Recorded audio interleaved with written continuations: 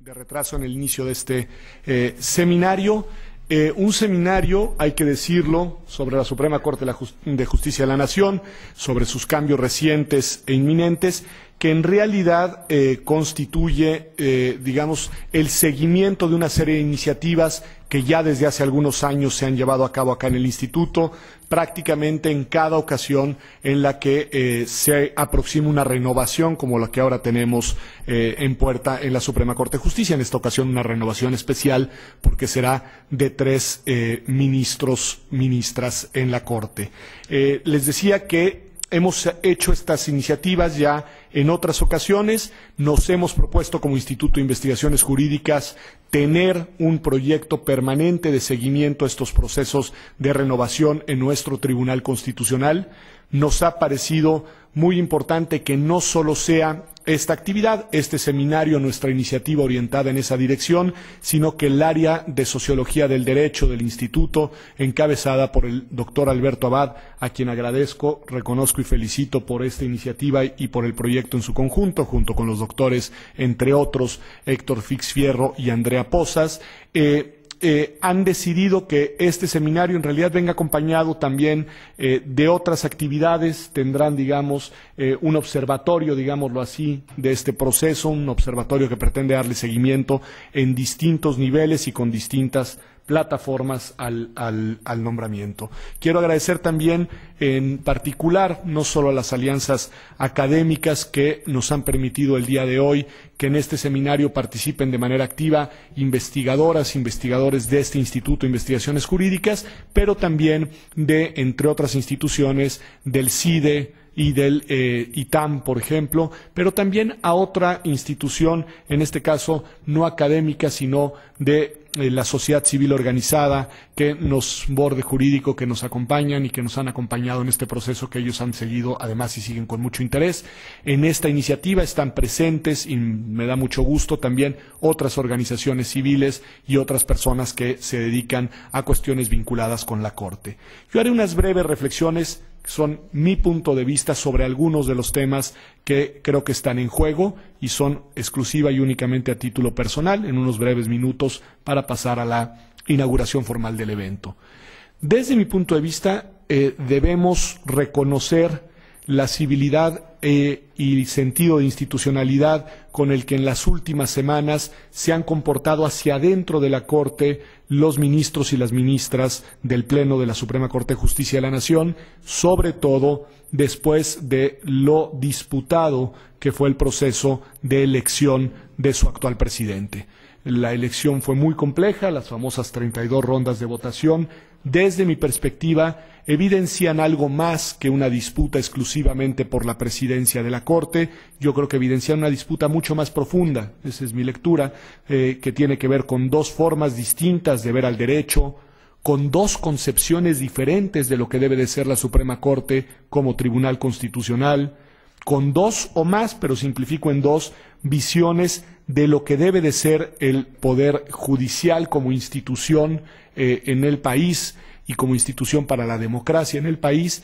y lo que debe ser el papel de los juzgadores en una democracia constitucional en momentos como los que estamos viviendo. A mí me parece que precisamente, dado lo que está en juego, es una disputa mucho más profunda que la de la mera administración de la Corte. Es digno de reconocerse el sentido de institucionalidad y de civilidad con el que están logrando procesar en estas semanas el desacuerdo interno.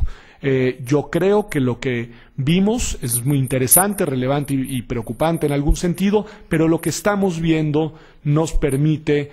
al menos vislumbrar que en el país, en la situación en la que estamos, los ministros y las ministras están sabiendo funcionar como cuerpo colegiado, y creo que eso es digno de subrayarse. Sin embargo, yo creo que esta disputa por el derecho, que se da en distintas pistas y en distintos planos, sigue abierta y lo va a seguir en las próximas décadas. Y creo que hoy se traslada a las pistas del nombramiento de los próximos ministras o ministros en la Suprema Corte de Justicia de la Nación. El lamentable fallecimiento del ministro Sergio Valls y la inminente salida de la ministra Olga Sánchez Cordero y del ministro don Juan Silva Mesa, creo que no son cambios cualquiera. Creo que no se dan ni en una coyuntura ordinarias, si me permiten decirlo así, ni tienen un significado tampoco, digamos, irrelevante o meramente rutinario. Para mí el contexto en el que está el país, el contexto de esta disputa alrededor del derecho, que me parece que interesa a los jueces, pero también a la academia y también al foro, y la necesidad de una corte que contribuya a la consolidación de la democracia en México, hacen de estos tres nombramientos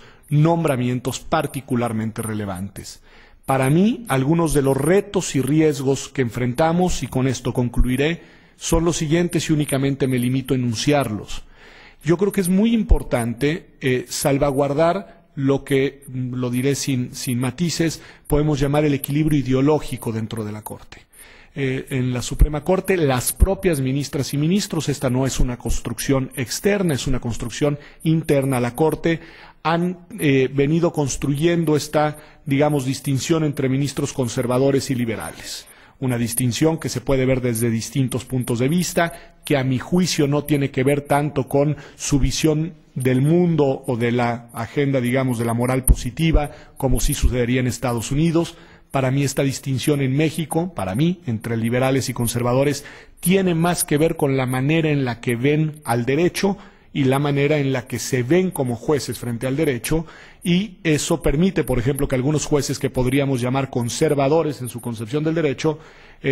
sean liberales en temas como el aborto o el matrimonio de personas del mismo sexo. Creo que ahí hay un cruce que hay que analizar, pero lo que sí quiero subrayar es que al menos 2 de los 3 ministros que dejan la Corte se autoadscribían abiertamente como parte del ala liberal, y que creo que es muy importante ver a la Corte como un conjunto y no ver nombramientos cada uno en lo individual, y entender que el equilibrio ideológico es importante en un cuerpo colegiado, porque de alguna manera lo que se representa en ese mapa ideológico son las concepciones jurídicas vigentes en el país. La segunda cuestión, yo creo que es muy importante garantizar la capacidad técnica de los nuevos ministros y ministras. O sea, yo creo que no debemos de perder de vista que, por supuesto, que la sensibilidad política es relevante en un cargo de esa naturaleza, es un cargo de Estado del máximo nivel, pero que las ministras y ministros deben de ser ante todo juristas, no políticos. Y creo que ese es un tema importante.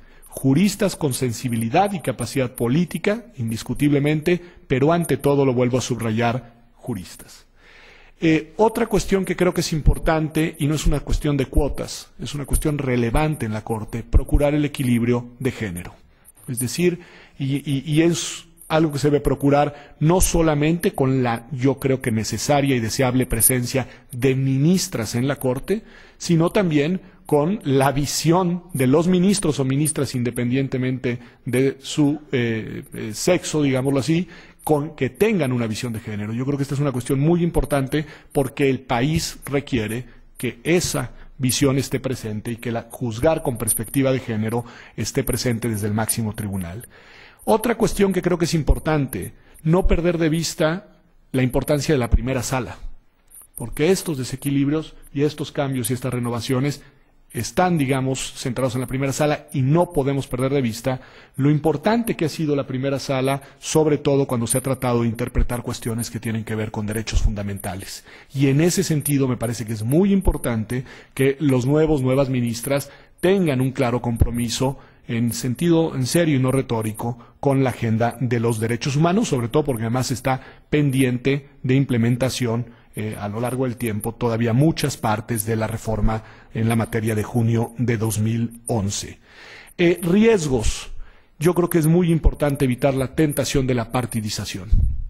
Yo creo, y es algo que hay que reconocer, es que es una tentación que siempre está presente, partidizar la Corte, siempre está presente, sobre todo cuando serán 3 nombramientos, el reparto de cuotas entre los ministros y entre los distintos partidos, y yo creo que sería algo sumamente lamentable. Una de las pocas cosas, es opinión mía, que le reconozco en estas materias a los gobiernos del Partido Acción Nacional de los últimos 12 años o de los 12 años recientes, es que evitaron esa tentación. Y yo creo que sí es algo, lo evitaron los presidentes respectivos de la República y la negociación política correspondiente, y yo creo que es algo que hay que exigir que se garantice en estos nombramientos, la no partidización.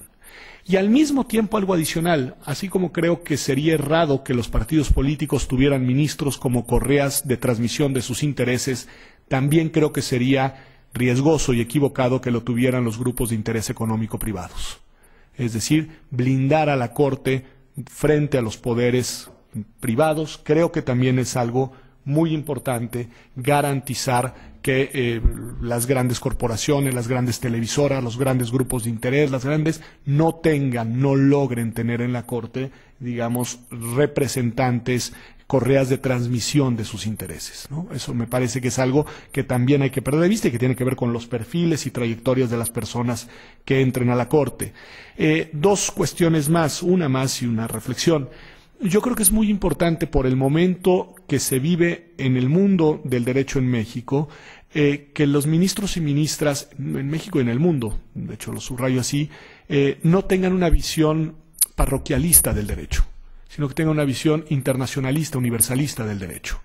A mí, no sé con cuánto tino, pero me gusta advertir que quizá en los últimos años las generaciones recientes de juristas en el país se fueron formando, es una simplificación, pero al amparo de dos, digamos, de dos modelos, de dos tradiciones que las podemos representar en dos grandes juristas del siglo XX. Yo creo que hay una tradición formada bajo las premisas y la formación de un gran jurista indiscutible como lo fue el maestro Ignacio Burgoa, y yo creo que hay una tradición que se ha formado bajo las premisas del maestro Héctor Fix Zamudio. Yo creo que lo que necesita la Corte en este momento son juristas que respondan a la tradición internacionalista, universalista del maestro Fix Zamudio. Esa es mi visión, no solo porque el maestro Fix Zamudio sea el, digamos, principal referente de este instituto. No es parroquial mi argumento, ¿no? Es de convicción. En síntesis,